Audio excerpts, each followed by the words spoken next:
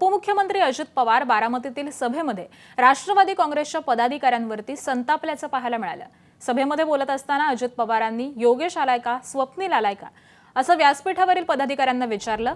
मात्र ते उपस्थित नसल्याचं पदाधिकाऱ्यांनी सांगताच अजित पवार यांचा पारा चांगलाच चढला।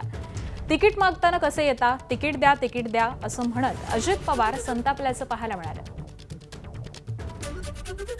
अंदर योगेश आला का?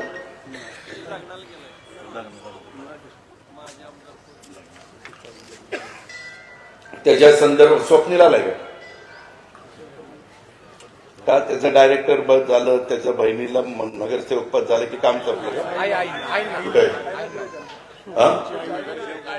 आईला चुकून बहिणीला म्हणलं। एवढे ह्याच्यात जरा चुकते, समजून उमजून घ्या।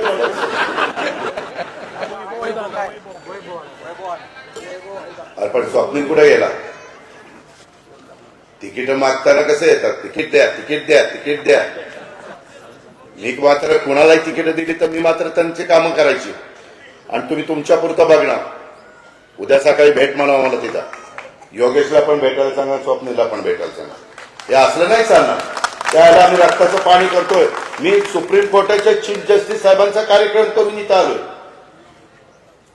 आता उद्या सकाळी नांदेडला चाललोय, अमित शहा साहेब येणार आहेत, फार महत्वाचा कार्यक्रम नांदेडला। एबीपी माझा, उघडा डोळे बघा नीट।